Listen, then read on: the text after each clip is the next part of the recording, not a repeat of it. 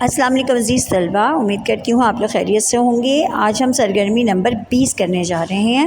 کسی بھی سیر یا تقریب میں شرکت کی رداد، مطلب رداد اس کو کہتے ہیں کہ کوئی ایسا واقعہ جس میں آپ خود شریک ہوں، آپ نے اپنی آنکھوں سے دیکھا ہو، تو اپنا آنکھوں دیکھا واقعہ جو ہے وہ آپ نے لکھنا ہوتا ہے۔ تو میں اپنا ایک واقعہ لکھ رہی ہوں کہ ایک شادی کی تقریب میں گئی تھی، وہاں کیا ہوا۔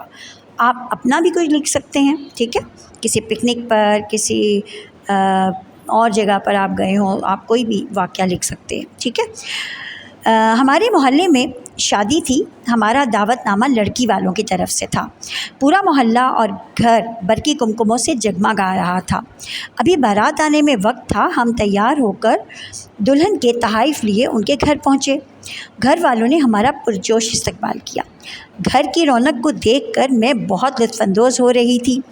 ویسے اب کم ہی شادیاں گھروں میں ہوتی ہیں، ورنہ شادی ہال میں ہی لوگ جاتے ہیں، لیکن یہ شادی یادگار تھی۔ دلہن کی سہیلیاں اور رشتہ دار خواتین ہاتھوں میں پھولوں کی مالائیں لیے بارات کا انتظار کر رہی تھیں۔ میں بھی ان کے ساتھ شامل ہو گئی۔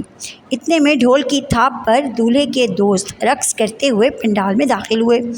کسی نے پیسے وارے تو کسی نے بلائیں لیں، لیکن مجھے پٹاخوں کی آوازیں خوفزدہ کر رہی تھیں۔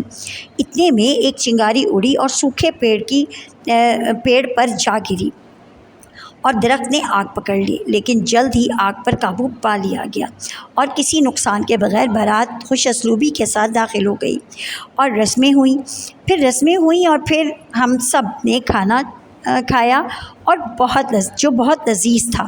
کھانے کے بعد دلہن کو سب کی دعاؤں کے سائے میں رخصت کیا گیا اور ہم گھر واپس آ گئے۔ تو یہ تھی ایک رداد۔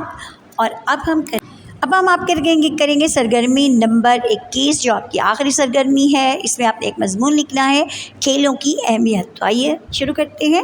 سب سے پہلے اس کا آغاز میں ایک شعر سے کروں گی۔ نظم و ضبط ہمت اور وفا سکھاتے ہیں، یہ کھیل ہمیں جینے کا ہنر بتاتے ہیں۔ کھیل ہماری زندگی کا اہم حصہ ہیں، بلکہ ذہنی سکون بھی فراہم کرتے ہیں۔ کھیلوں سے انسان میں نظم و ضبط، ٹیم ورک، برداشت اور ایمانداری جیسے اوصاف پیدا ہوتے ہیں۔ کھیل تعلیم کے ساتھ ساتھ بچوں کی مکمل شخصیت سازی میں مددگار ہوتے ہیں۔ ایک صحت مند جسم ہی ایک صحت مند دماغ کو جنم دیتا ہے اور کھیل کا بہترین ذریعہ ہے۔ اس کے علاوہ کھیلوں کے ذریعے ملک کا نام روشن کیا جا سکتا ہے۔ بین الاقوامی مقابلوں میں کامیابی قوم کے لیے فخر کا باعث بنتی ہے۔ لہٰذا ہمیں اپنی روزمرہ زندگی میں کھیلوں کو ضرور شامل کرنا چاہیے تاکہ ہم ایک صحت مند زندگی گزار سکیں۔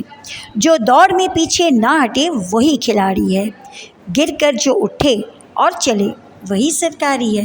اپنا بہت سا خیال رکھیے گا۔ اللہ حافظ۔